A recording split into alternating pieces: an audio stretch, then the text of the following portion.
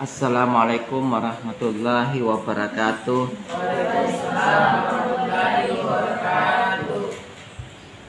Alhamdulillah, alhamdulillahi rabbil alamin. Wassalatu wassalamu ala asyrafil anbiya wal mursalin Sayyidina Muhammadin wa ala alihi wa sahbihi ajmain, amma ba'd. Anak-anakku sekalian, saya banggakan peserta mata kuliah Filsafat Hukum pada hari ini tanggal 13 Maret ya. 13 Maret 2025 bertepatan dengan 13 Ramadan 1446 Hijriah ya. Iya. Tahun berapa juga sekarang? Ya. Nah, hafal tahun Hijriah kah? Puasa semua tak? Puasa yang Islam? Puasa. Kenapa nak hafal tahun Hijriah kalau puasa? Bisa hafal juga itu. Sekarang tanggal berapa Ramadan? Tanggal berapa sekarang Ramadan? 13. Tahun berapa? Tahun berapa Ramadan sekarang? Nggak ada yang tahu. Itu namanya kuliah buta-buta namanya. Apa puasa buta-buta itu?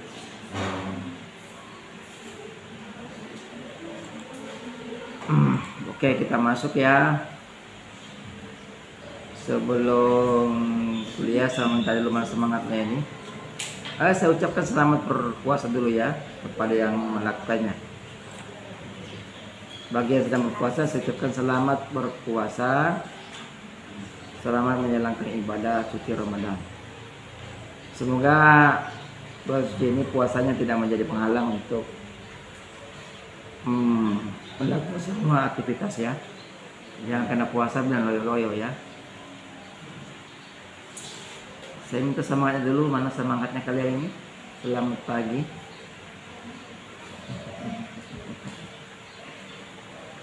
Saya ulangi, selamat pagi. Pagi.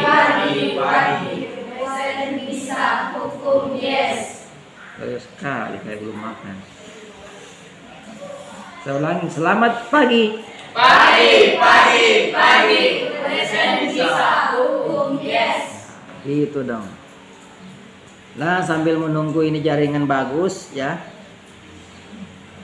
silakan dulu beraktivitas lain. Ini saya mau melakukan ini administrasi kehadiran kalian. Aduh, jaringannya hilang lagi. Gimana ini? Jaringannya muncul, tenggelam, muncul, tenggelam. Hilang lenyap. Hilang terus ini.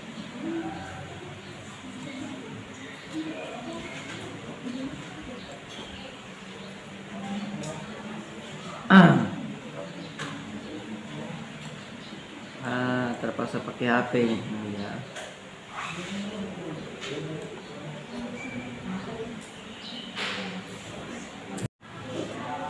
Oke, kita lanjutkan. Sudah bagus jaringannya. Dengarkan namanya, saya sebutkan satu-satu ya.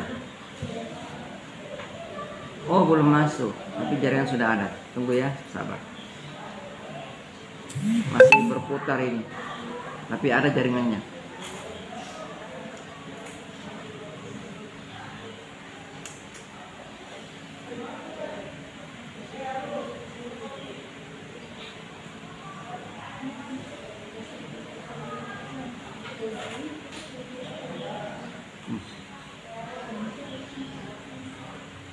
Sabar ya.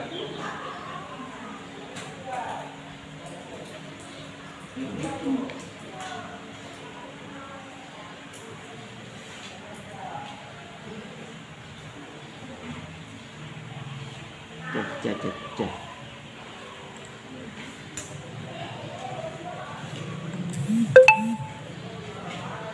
Lama kali.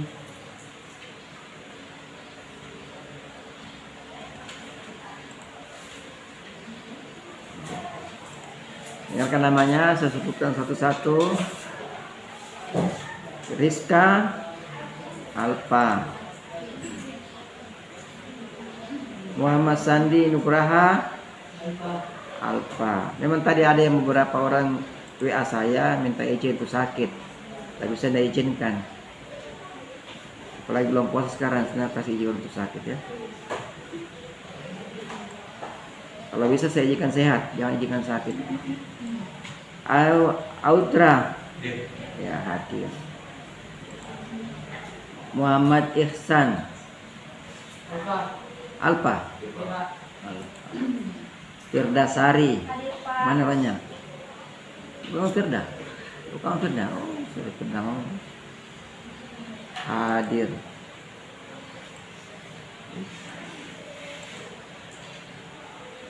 Putri, mana Putri? Putri Sahrani Hijriah. Alfa ya? Aida Mafni Mufliha. Ada? Alfa juga, Pak. Alfa.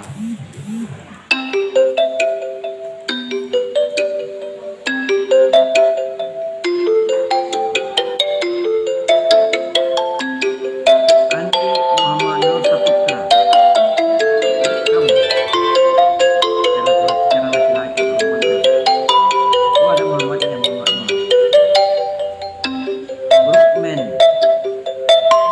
Alfa yang bagus, Brookman tidak pernah hadir ya. Ada yang sampaikan pesan saya ke dia? Ada.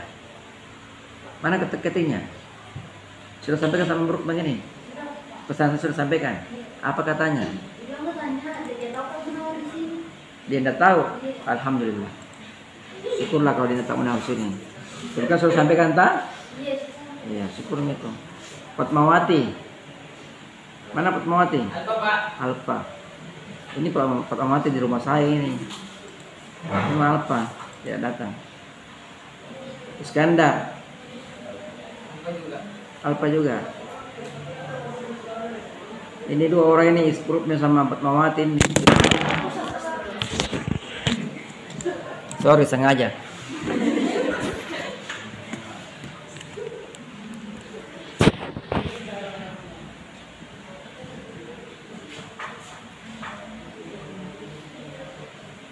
Panas kah?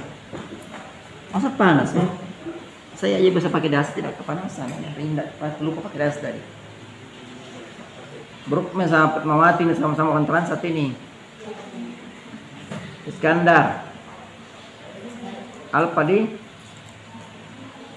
Ijriya Sabillah. Alfa juga banyak Alfa. Dikira kalau Alfa pasti lulus. Bese Nur Faisi, Nur Lisa, Alfa juga ya, baguslah. Iin Lestari hadir. Fahril Puji Cahyadi, Alfa juga, alhamdulillah.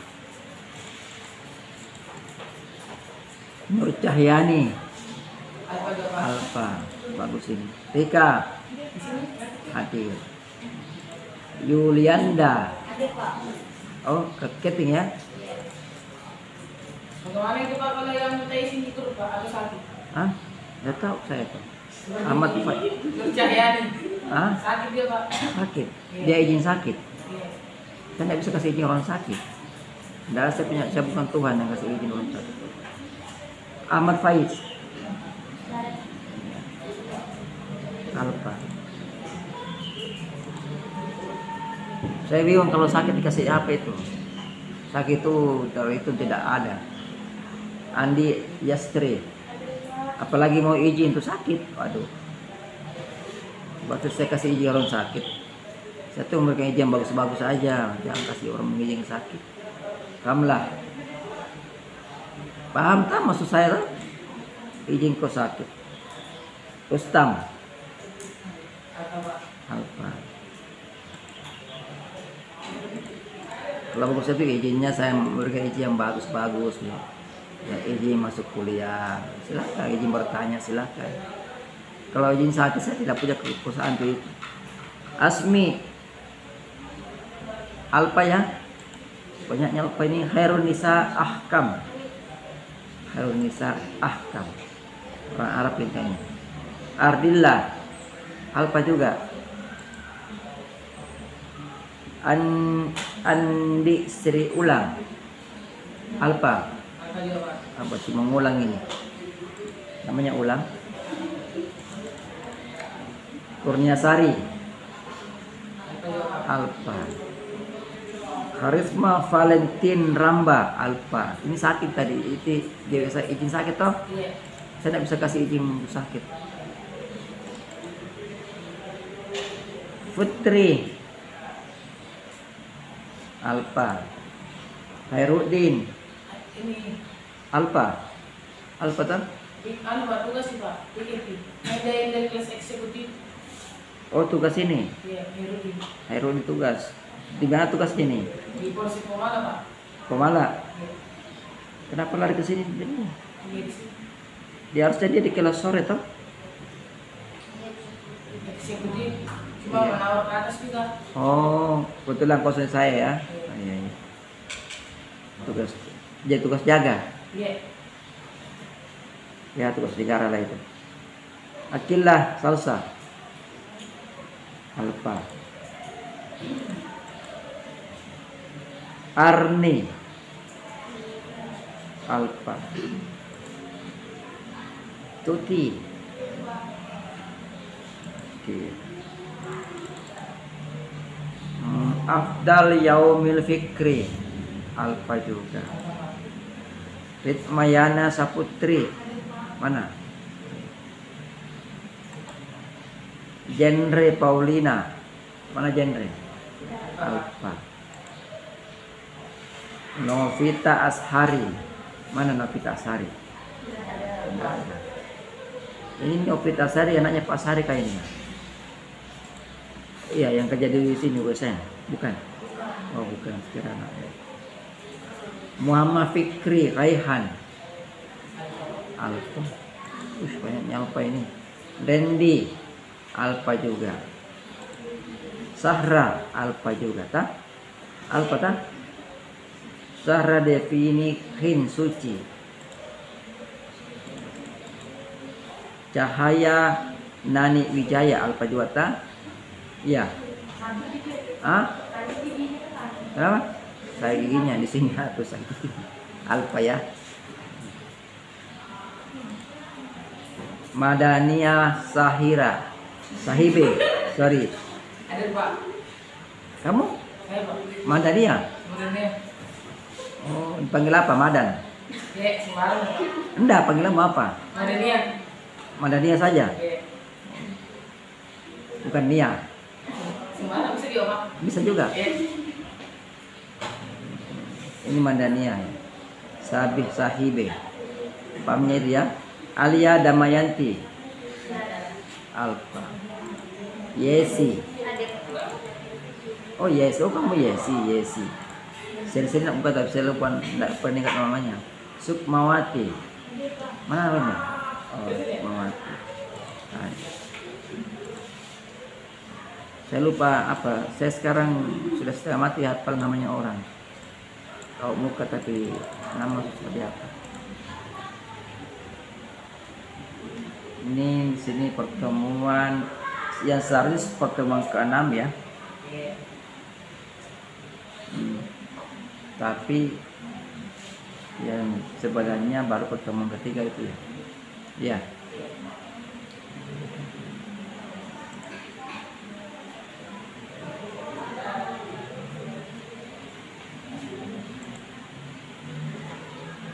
Kemudian materinya hari ini kita materinya adalah aliran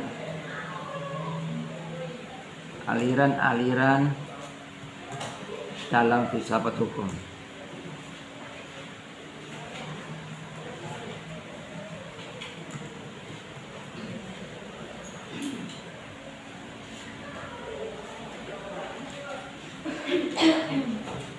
Juga banyak batu-batu di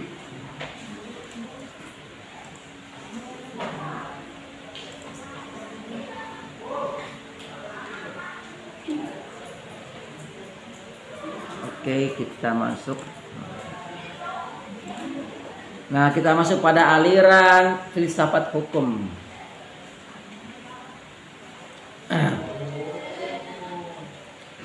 Atau aliran hukum ya.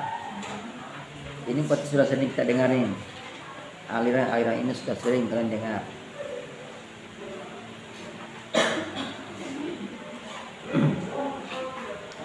Nah, aliran pertama itu yang paling tua ini aliran hukum alam.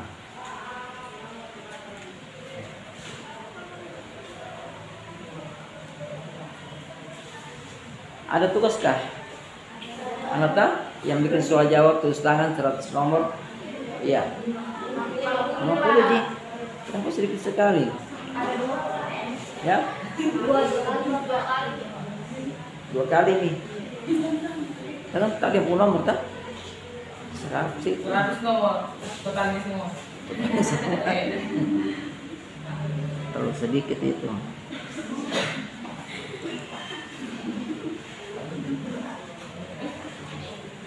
Sebelum saya lupa tugasnya minggu depan, jangan lagi tulis tangan, kasihan kalian. Tulis tangan capek toh? Iya. Kasihan tangannya capek menulis. Tugas yang minggu depan itu adalah membuat video pengajaran. Jadi materi hari ini itu disimak baik-baik, kemudian materinya diulangi, diterangkan ulang, ya, terangkan ulang dalam bentuk video. Dan videonya itu supaya ada buktinya bahwa kalian kerjakan tugas, kalian upload ke YouTube kalian masing-masing. Kemudian saya periksa. Jadi link videonya dikirim ke grup ya, sama buka. Ya, maksimal boleh 1 jam. Kan maksimal itu maksimal.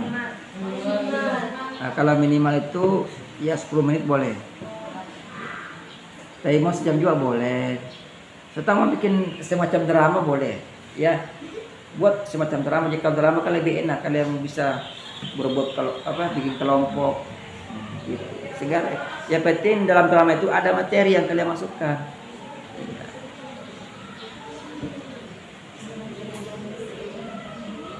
Boleh ya. Jadi bebas berimprovisasi supaya videonya menarik dan ditonton banyak orang. Jadi tujuannya promosi juga sih sebenarnya. Jangan lupa kalau kalian membuat YouTube kelompok yang semacam drama, kalian tulislah nama pemerannya dan nama kampusnya dan fakultasnya, ya. Kalau tidak bisa, kalau tidak begitu ya hanya perorangan, sebut nama kalian saja, ya, nama, name, kemudian mata kuliah dan fakultas apa. Jadi jangan salah-salah ngomongnya, nah. Jangan salah-salah. Jangan terbalik-balik alirannya, nanti aliran hukum alam kalian terangkan yang aliran hukum apa, mazhab sejarah, ya boleh ya. Jadi hati-hati, jadi dikuasai betul. Bagaimana lah pandai-pandainya kalian ya mengakali itu teknologi. Buat seindah mungkin ya tampilannya, perpindahan slide-nya, animasinya, buat sebagus mungkin. Dan jangan lupa mandi dulu baru syuting videonya ya. Mandi dulu. Ya baru bangun sahur langsung video kan jangan. Mandi dulu ya, mandi. Supaya segar dan yang nonton juga. Yang nonton juga mungkin tertarik. Nah, kita masuk pada aliran pertama, aliran hukum alam. Aliran hukum alam ini adalah aliran tertua dalam aliran hukum ya. Aliran hukum alam bagi 2.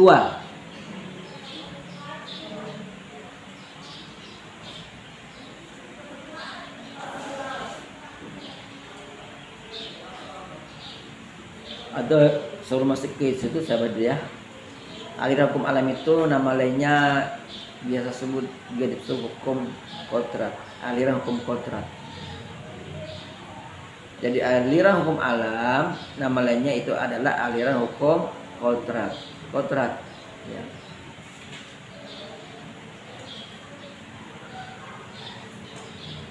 Jadi selalu ingat kalau alam itu kontrak ya. Pandangannya tidak jauh dari pemahaman alam itu, jadi gampang diingat. Nah, aliran hukum alam atau aliran hukum kodrat itu ada dua jenis, ada tuh dua, dibagi menjadi dua pandangan. Jadi dalam aliran itu atau dalam pandangan itu dibagi lagi menjadi dua pandangan atau dua aliran.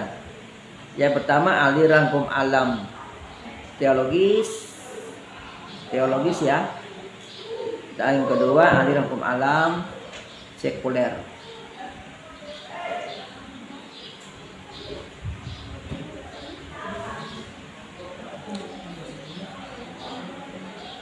Aliran hukum alam teologis berpandangan bahwa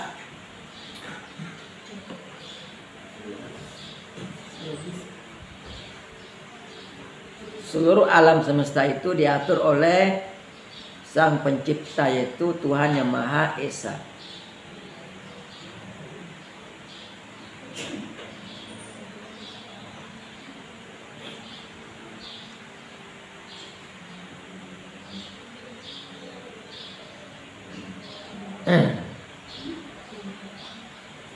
Tuhan telah meletakkan prinsip-prinsip yang abadi untuk mengatur segala kehidupan. Itu pendapatnya dari aliran hukum alam yang teologis. Jadi menurut mereka alam semesta ini semua ya. Jadi manusia itu masuk dari alam semesta ya. Kalau bicara alam semesta itu berarti semua bumi dan isinya ya. Bukan cuma bumi, di luar bumi juga ya. Luar angkasa. Jadi alam semesta amat luas. Jadi menurut pandangan ini alam semesta termasuk manusia itu merupakan ciptaan yang maha kuasa atau Tuhan. Nah, Tuhan dalam menciptakan ya alam semesta itu sudah meletakkan prinsip-prinsip yang abadi untuk mengatur segala kehidupan di dunia ini. Ada prinsip-prinsip abadi, maksudnya itu prinsipnya sudah ditanamkan ya. Sudah ada dari dulu. Sejak diciptakan sudah ada memang prinsipnya. Oleh karena itu sehingga segala aturan, segala kegiatan itu harus berdasarkan prinsip-prinsip abadi tadi yang telah diciptakan oleh Tuhan itu.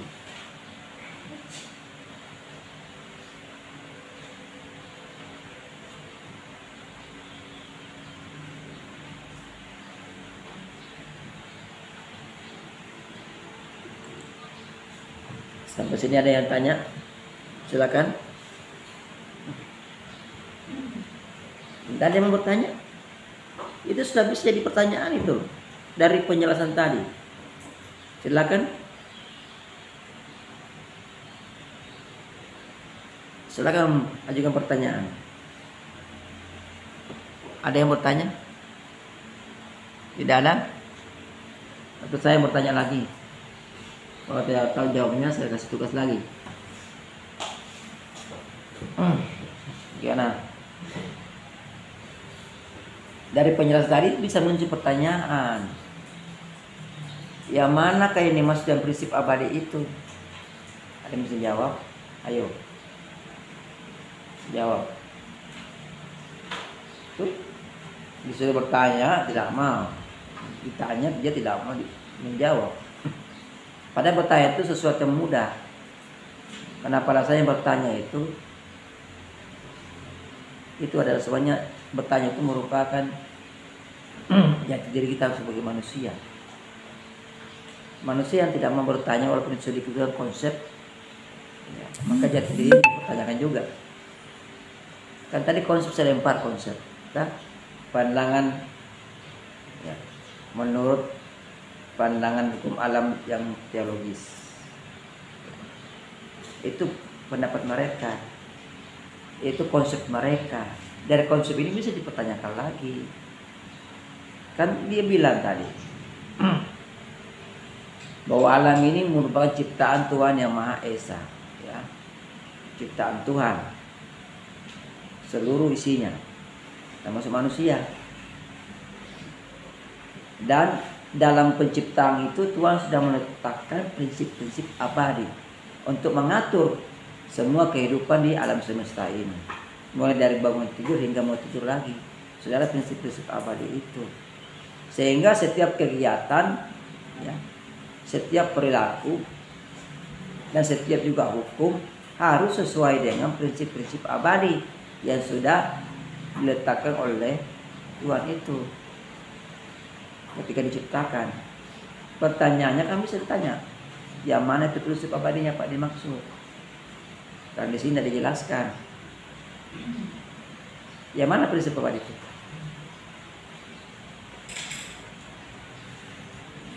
Prinsip-prinsip maksudnya keadilan, adil, ya. Jadi teori hukum alam ini selalu berpatokan pada keadilan. Keadilan. Kemudian aliran kedua dari pembagian dari aliran hukum alam. Jadi aliran dibagi lagi menjadi aliran, ya, atau pandangan dibagi lagi menjadi pandangan. Yang kedua adalah pandangan sekuler.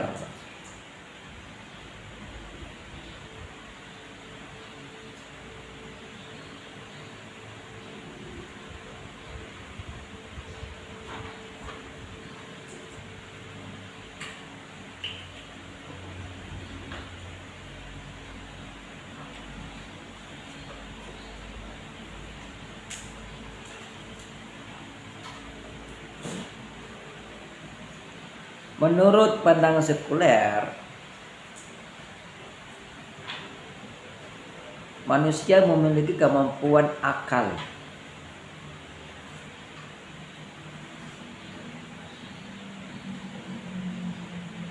yang menjadi sumber tatanan moral dalam dirinya.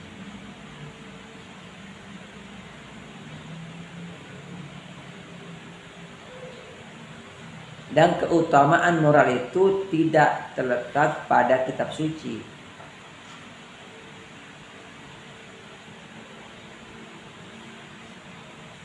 atau tidak terletak pada perintah-perintah dan larangan Tuhan.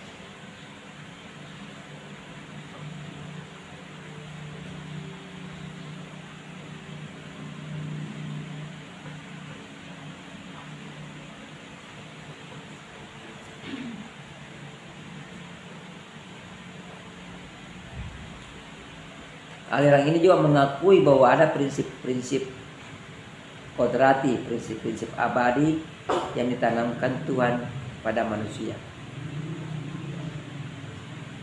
Dan itu menjadi acuan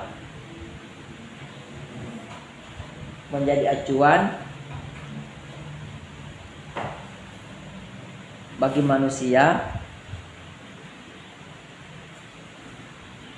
yang berlaku secara umum, universal. Jadi siapa saja berlaku.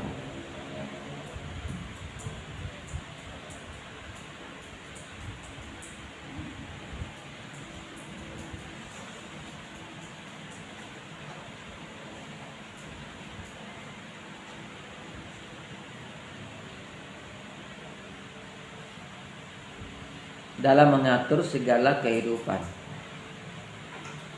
Jadi ada persamaan tapi ada perbedaannya ini. Kalau yang pertama tadi aliran teologis itu masih menggunakan, ya, kitab suci atau perintah larangannya Tuhan sebagai acuan untuk mencapai keadilan. Itu patokannya. Jadi yang teologis itu agamamis, ya.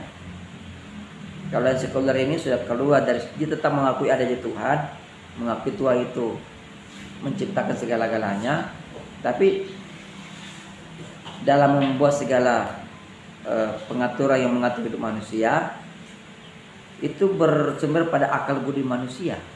Jadi ada kebebasan di situ, akal budi manusia bebas.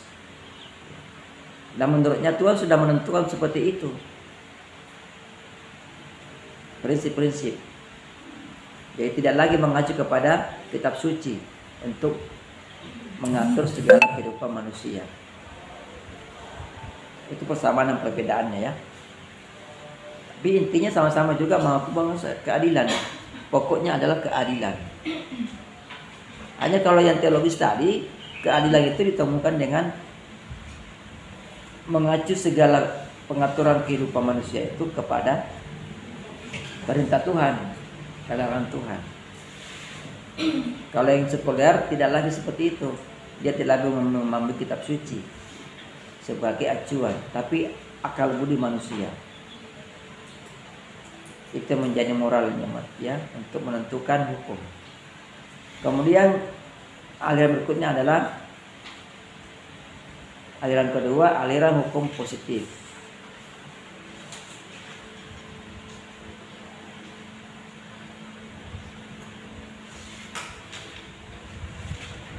Aliran hukum positif bisa pula kita kenal dengan nama positivisme hukum. Positivisme hukum ya.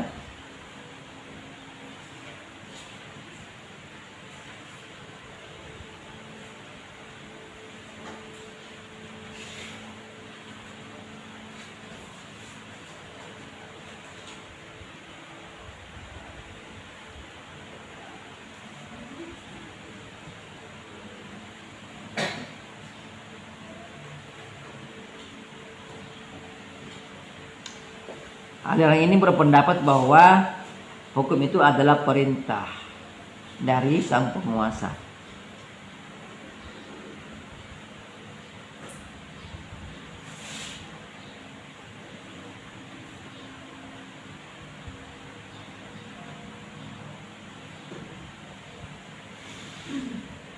Jadi aliran ini berpendapat bahwa hukum adalah perintah dari penguasa.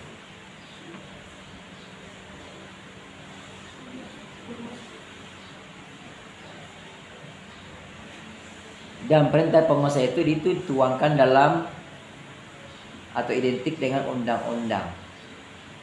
Nah, di sini berlaku hukum positif. Apa ya? Kita kenal hukum positif ya.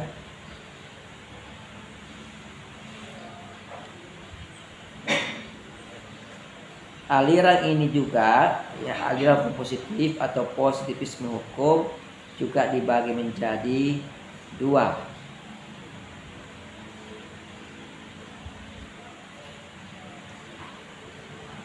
Yang pertama, aliran hukum positif analitis.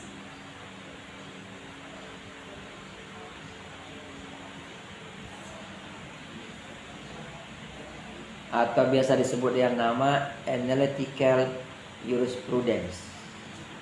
Analytical jurisprudence.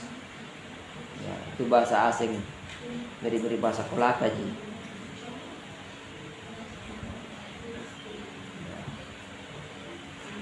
Tahu tak tulisannya tak? Analytical jurisprudence. Analytical tulisannya. Jurisprudence. Ya, itu saja. Analytical jurisprudence. Saya malas seperti itu. Lagi menghemat tenaga dulu. Atau biasa dikenal dengan istilah lain positivisme sosiologis.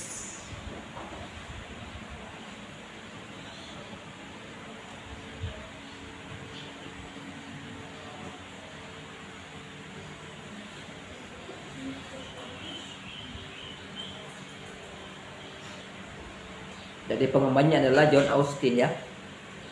John Austin.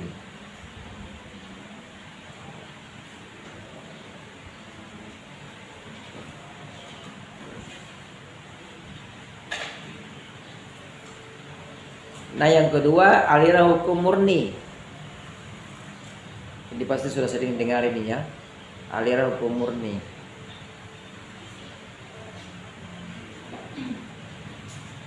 Yang juga dikenal dengan nama positivisme yuridis. Kalau pertama kan positivisme sosiologis ya. Ini yang kedua ini aliran hukum murni. Biasa pun dengan nama positivisme yuridis. Pengembangnya adalah Hans Kelsen. Hans Kelsen.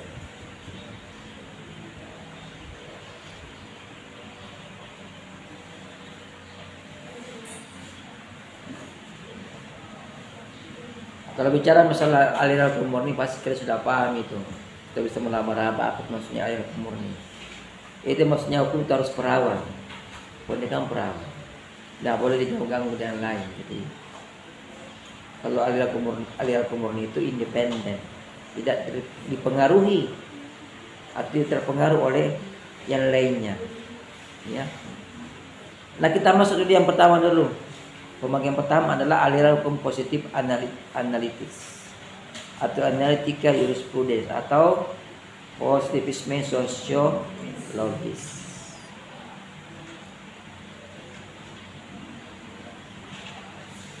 Aliran ini itu dikembangkan oleh John Austin. Ini merupakan pelopor dari aliran ini. Menurutnya hukum adalah perintah dari penguasa negara.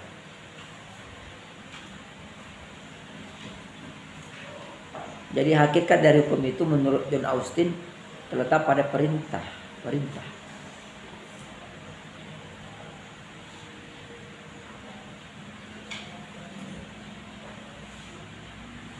Hukum dipandang sebagai suatu sistem yang tetap, logis dan tertutup. Sehingga ini yang menerapkan istilah hukum positif. Jadi hukum itu suatu sistem yang tetap atau tidak berubah. Kalau sudah tertulis tidak berubah itu. Ya. Logis artinya sesuai dengan logika, maksud di akal. Dan tertutup.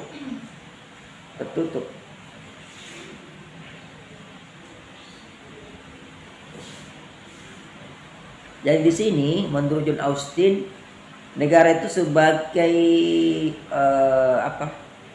negara sebagai pemegang kekuasaan tertinggi. Itu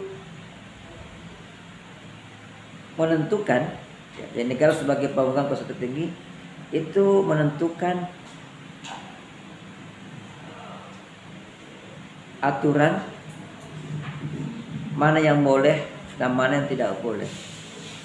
Jadi bicara masalah hukum menurutnya ini, hukum bisa bicara mana yang boleh dan mana yang tidak boleh. Hukum mengatur mana yang dibolehkan, mana yang tidak dibolehkan, mana yang dilarang. Ya, itulah perintah.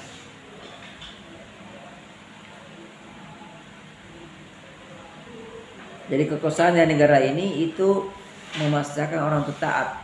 Karena negara itu adalah pemegang kekuasaan tertinggi, maka dia juga memiliki kewenangan untuk memaksakan orang taat melalui hukum itu tadi. Kalau sudah ada hukumnya itu perintah dari yang berkuasa. Dan negara sebagai superior yang sebagai entitas yang tertinggi dalam hubungan bermasyarakat itu, ya. Dia punya kewenangan untuk menentukan mana yang boleh dan mana yang tidak boleh melalui hukumnya, hukum yang tertulis atau undang-undang. Di sini hukum itu mengarahkan orang-orang untuk bertingkah laku yang diinginkan oleh negara. Undang-undang kan seperti itu. Itu undang-undang sebenarnya itu mengarahkan kita untuk bertingkah laku. Contohnya ada undang-undang ITE. Itu kan mengarahkan manusia Indonesia, ya, masyarakat Indonesia untuk berperilaku sesuai dengan undang-undang itu. Undang-undang ITE itu. Dalam undang-undang ITE itu ada namanya perbuatan terlarang. Pasal 27 itu dan seterusnya. Ada yang larangan menyebar hoax atau berita bohong, larangan menyebar konten-konten yang isinya adalah mencemarkan nama baik. Itu kan mengarahkan orang, sehingga orang kalau takut, ya, takut dipidana, orang tidak akan mau mengata-ngatai orang lain di media sosial. Yang akan mengata-ngatai, menagih utang saja orang tidak mau, bagi orang tahu undang-undangnya. Kalau orang yang ditagih tersinggung, bisa dijerat yang menagih. Ya. Itu bahayanya. Itu salah contoh bahwa hukum itu mengarahkan, hukum positif mengarahkan orang untuk berperilaku sesuai dengan keinginan. yang diinginkannya.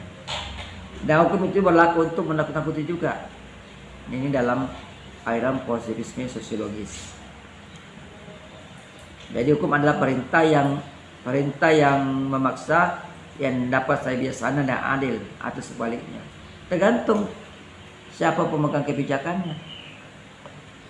Bagus juga ini, yang hukum sebagai perintah. Hukum itu kan punya sifat, ada sifatnya adalah memaksa, dan ada sifatnya hukum itu imperatif dan apa? Iya. Kamu menjawab atau bertanya sih? Kalau menjawab tegas ya, iya. Mengatur.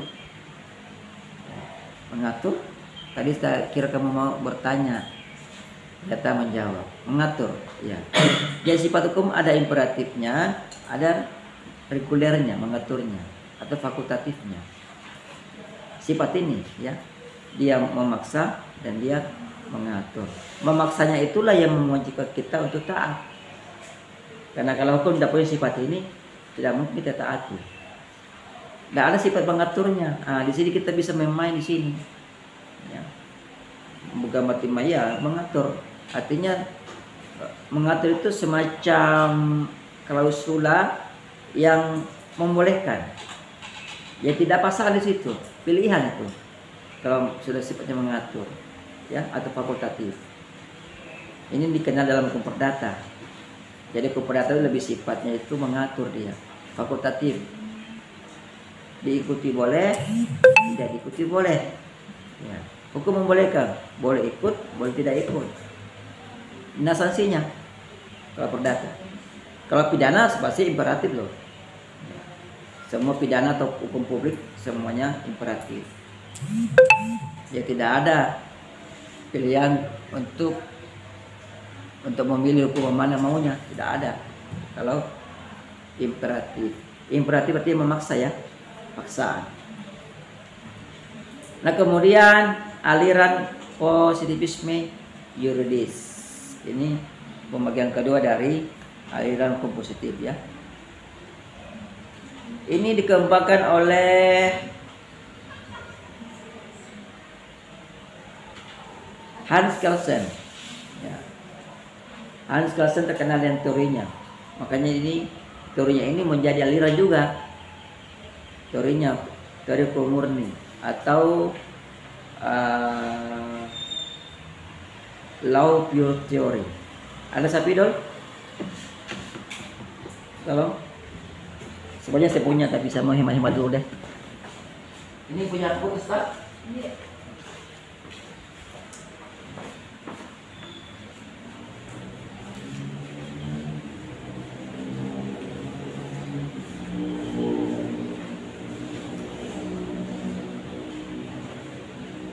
Jadi Hans Kelsen itu punya teori, ya, yang terkenal namanya law, ini misalnya law pure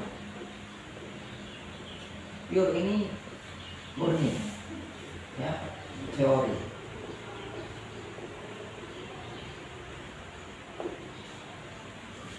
Ya. Inilah yang menjadi aliran juga, ya. Atau aliran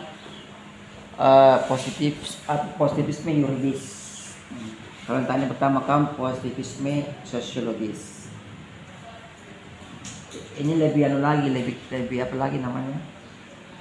Lebih ketat, ya. Lebih longgar.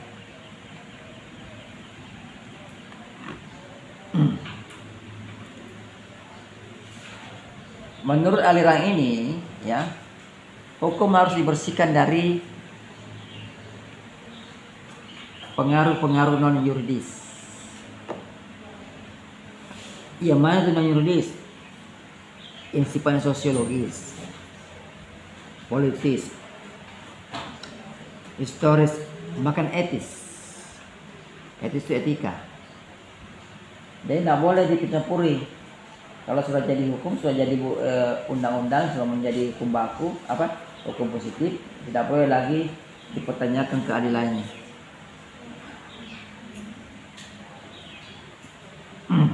Tidak boleh lagi pertanyakan sosiologisnya, ya. Tidak boleh pertanyakan lagi politisnya dan sebagainya. Tidak ada hubungannya katanya.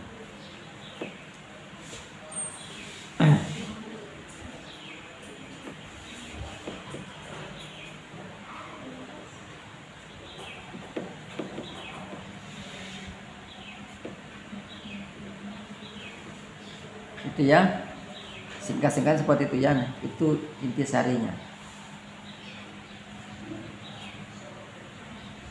Law pure theory atau aliran hukum murni atau aliran positivisme juridis. Jadi bahkan keadilan pun itu menurutnya ini di luar hukum. Tidak ada hubungannya dengan hukum.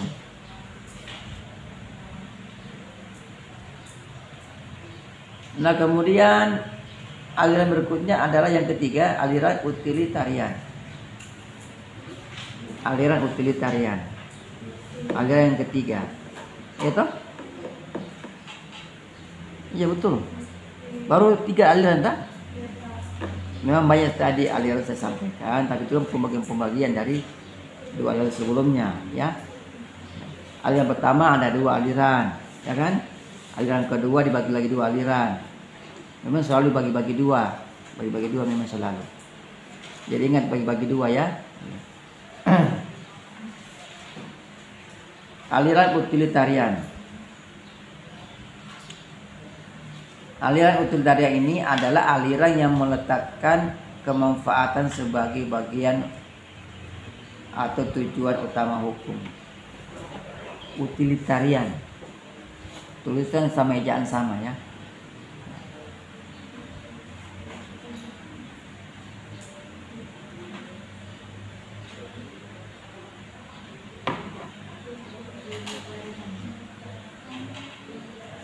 Utilitarian ya, atau utilitarianisme ya. Kalau aliran utilitarian ya, atau disebut utilitarianisme, isme itu aliran atau pandangan. Jadi aliran utilitarian itu ini berpendapat bahwa tujuan utama hukum itu adalah untuk mencapai kemanfaatan. Kemanfaatan ini sini diartikan sebagai kebahagiaan, happiness, happy, ya. Jadi kemanfaatan itu diukur dari kebahagiaan. Makin banyak kebahagiaan yang dirasakan oleh masyarakat, berarti makin bermanfaatlah hukum itu. Berarti hukum tercapai tujuannya.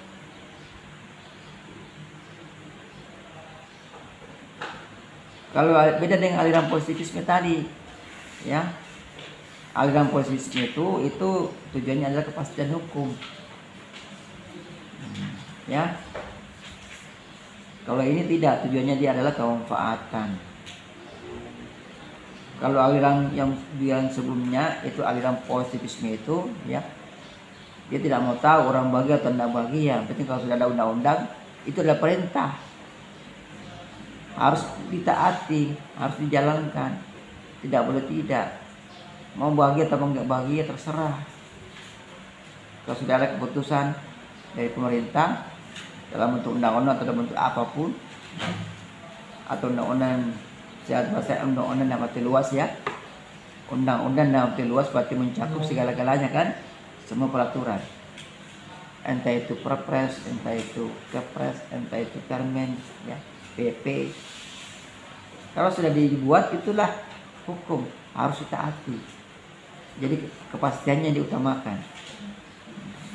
Kalau ini aliran utilitarian ini dia menyatakan bahwa tujuan utama hukum adalah kemanfaatan. Jul mati hai ya. Kemanfaatan hukum atau jul mati. Doair.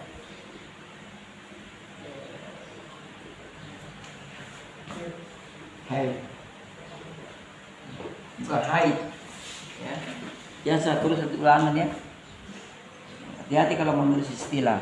Salah satu huruf itu salah baca. Kalau hai ditulis hai, bahaya itu. Nanti muncul merah-merah lagi kalau ada hai ini.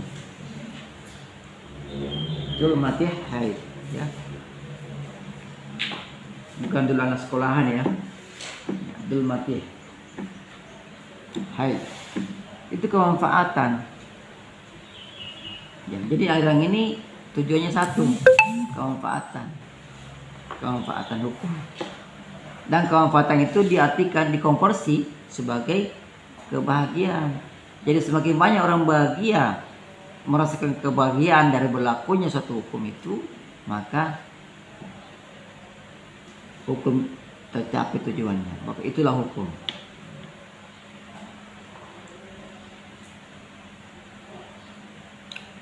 Nah, aliran ini dibintangi oleh antara lain Jeremy Bentham, John Stuart Mill, dan Rudolf van Dien. Ini pendapatnya semua tentang kebahagiaan. Kayaknya mereka bertiga ini orang-orang tidak bahagia ini ya. Mungkin. Atau mungkin ya ingin membagi-bagi kebahagiaannya kepada orang lain sehingga dia ya bawa ke hukum juga. Jeremy Bentham berpendapat bahwa alam itu memberikan dua hal. Alam memberikan dua hal, dua macam, dua apa namanya? Apa itu yang dua itu kira dari alam, yang kita dapat dari alam? Ada dua hal yang kita dapatkan dari alam. Apa kira-kira itu? Apa itu? Ya, itu kalau angin berembus sepoi-sepoi, sejuk rasanya. Kita merasa apa? Ya, itu kan efek dari alam. Kalau Bentham ada itu pemberian alam. Menurut Bentham, ya kalau ada angin sepoi-sepoi masuk ke jendela ini tadi yang kipas-kipas pada kipas sejuk, ya itu apa namanya kalau sejuk itu? Perasaan apa? Kalau Anda sejuk, kalau dari hawa panas tiba-tiba ada angin sepoi-sepoi dari jendela, ya menerpa tubuh kita tidak merasa sejuk, itu kita merasa apa? Bahagia. Apa nama lainnya? Bukan. Senang kan? Ya. Itu pemberian alam. Yang pertama menurut Bentham kesenangan. Jadi alam itu memberikan dua hal. Yang pertama kesenangan. Tapi kalau ada angin masuk di jendela tapi anginnya tornado, tabung gas berwarna. Ya. Itu kira-kira orang senang apa enggak? Tidak. Ya. Yang ada apa? Susah, berarti kesusahan. Jadi hal yang kedua adalah kesusahan. Alam bisa memberikan kesenangan, juga bisa memberikan kesusahan. Ini menurut Jeremy Bentham. Ya kalau kita tanya ustaz itu berarti itu musyrik, bisa alam bahkan seperti itu. Ya, ini kan dia dikaji secara apa ya bukan di agama ini. Begitu. Jadi alam itu kadang memberikan kesenangan, kadang memberikan kesusahan. Dan sifat dasar manusia menurut Bentham itu tidak ada yang mau susah. Tidak ada yang mau susah itu manusia. Ya. Termasuk yang saya ajar ini sekarang ini. Ya. Apalagi yang tidak pengadatan sama sekali itu tidak mau susah itu. Ya, tidak mau susah itu. Yang harus datang itu. Dapat nilai E, loyo. Ya. Yang lagi dapat beasiswa ketika dapat nilainya E langsung putih mukanya padahal dulunya hitam. Ya, dia sudah bayangkan, saya kehilangan beasiswa ini, susah hatinya. Ya, gagal nilai E. Begitu manusia. Ya, itu juga mahasiswa. Ya. Walaupun tidak berpikir bahwa memang dia dapatnya sudah seperti itu, memang seharusnya tapi tetap dianggap susah, tidak mau tetap terima. Itu batinya menolak. Saya tidak boleh harusnya saya nilai A ini. Kalau saya nilai beasiswa saya hilang. Hanya mikirnya beasiswa, tapi tidak mikir kualitas. Ini kalau saya nilai A ini lulus dari sini, ini mau nanti jadi jasa, lihat nilai saya saya ditolak nanti ini. Lulus berkas. Pikirnya itu, tidak mau pikir kualitas, hanya memikirkan nilai saja. Padahal nilai itu adalah komposisi dari kualitas Anda sebenarnya. Ya, jangan heran kalau sana banyak orang nilai A, dilihat nilai ijazahnya nilai A, orang tidak percaya lagi. Nilai apa nilai yang mau filsafat hukum? A. A. Tidak yakin orang. Apa begitu? Orangnya apa? Kita sendiri yang membuat diri kita untuk ragu kepada orang lain yang konversi itu. Padahal A itu konversi dari kualitas tertinggi dalam suatu nilai.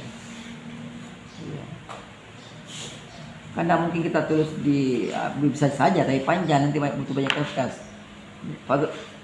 Nilainya Pak, misalnya contoh filsafat hukum nilai, kita tulis itu sangat baik sekali, kan banyak sekali nanti tulisannya. Nanti butuh banyak kertas lagi. Jadi dikonversi singkat A. Konversinya itu simbol. Simbol. Dia punya kualitas yang bagus.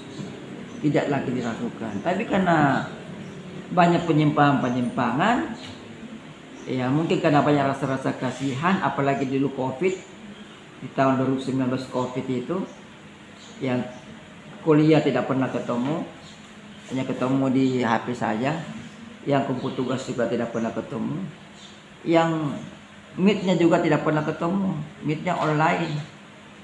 Ya kalau saya online saya jamin bisa kualitas, tapi kalau online selama ini dilakukan orang itu tidak jadi. Kenapa? Dia hanya mengirim soal kepada mahasiswanya lewat grup, lewat chat grup. Kemudian mahasiswa mengerjakannya sekarang sudah online. Mana kualitasnya? Orang mengerjakan orang menjawab soal ujian di rumah sendiri. Pasti dia buka catatan, tinggal memindahkan saja kan. Itu penanya online. Nah dulu kan di zaman COVID seperti itu. Kirim jawabannya ya ke grup ya. Ini soalnya. Begitu kirim jawabannya ke grup. Ini soalnya. Pasti orang mereka memindahkan saja. Kan tinggal buka catatan, tinggal buka Google, saling ulang, selesai. Nah, tidak ada kualitasnya. Kecuali kalau saya kasih online ujian, ada kualitasnya. Karena kalau saya memberikan online itu bentuk video, jawabannya dalam bentuk video. Dan videonya itu memejamkan mata, bukan menutup mata, tapi memejamkan mata. Wajah diarahkan ke atas begini, ke langit-langit.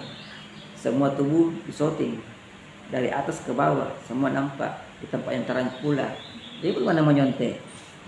Ya, mata aja terpejam, kan tertutup. Kalau tertutup beda sama terpejam. Kalau tertutup itu bisa diambil dia kain tipis tutup, tapi buka mata begini, tidak bisa. Ya, kalau pejam begini enggak, tempat terang, jadi tidak bisa nyontek. Itu online yang bagus. Jadi kalau lain cuma kirim soal, ini soalnya ya, saya kirim ke grup, nanti balik, nanti kirim jawabannya juga ke grup ya. Enak sekali. Nanti jawabannya terus kertas dipoto ya, kirim ke grup, enak sekali. Tidak ada kualitasnya ya. Akhirnya nilai-nilai yang selama ini ditanamkan ke mahasiswa tidak ada juga. Karena sebanyak kuliah itu nilai yang ditanamkan ya. Ya, nilai itu bukan dalam bentuk komporsi A dan B, itu bukan, tapi yang sesungguhnya ya, perilaku, kejujuran intinya. Kejujuran, walaupun dosen kalian mungkin tidak jujur, tapi ingatlah saya menyampaikan mau jujur.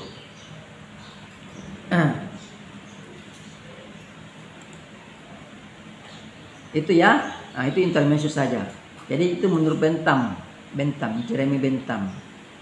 Ini Jeremy Bentham dan satu sama ya. Tahu kan tulisannya? Jangan tulis Jeremy Bentham. Kalau Jeremy lain lagi Jeremy itu Indonesia. Ya. Jeremy Bentham.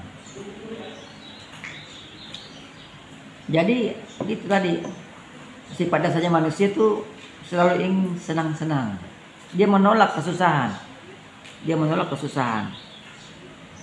Nah, di masa dalam ranah hukum, ya menurut Bentham, hukum juga harus begitu. Dalam membuat hukum, ya. Jadi masalah hukum tertulis, dalam membuat hukum entah itu apa namanya, hukum tertulis, undang-undang sebagainya, itu harus memberikan kebahagiaan kepada seluruh manusia. Sebanyak-banyaknya kata Bentang, seluruh sebanyak-banyaknya. Karena mungkin dia sadar dan mungkin memberikan kebahagiaan kepada seluruh manusia. Karena kan macam-macam bahagianya orang beda-beda. Ya kan?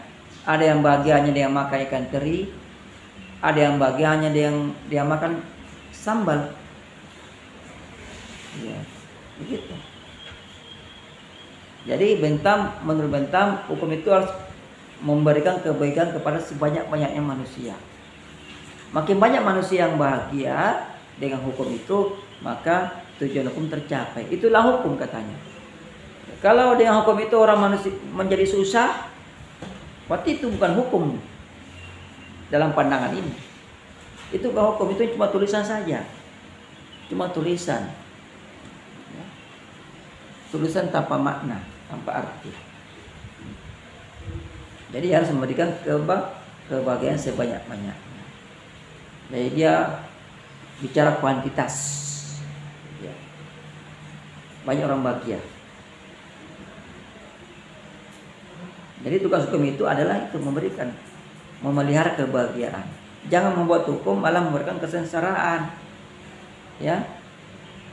Karena tidak semua hukum positif baik. Jangan diartikan positif sebagai arti yang baik. Hukum positif bukan berarti hukum yang baik. Positif itu sebenarnya artinya yang baik. Jangan salah paham. Positif itu dari bahasa Inggris. Kita ambil menjadi bahasa Indonesia. Artinya bukan cuma buka kamus. Ya. Kalau baik itu good. Ada yang telepon. Ini kalau saya angkat nanti videonya terputus lagi. Nah diangkat seperti itu.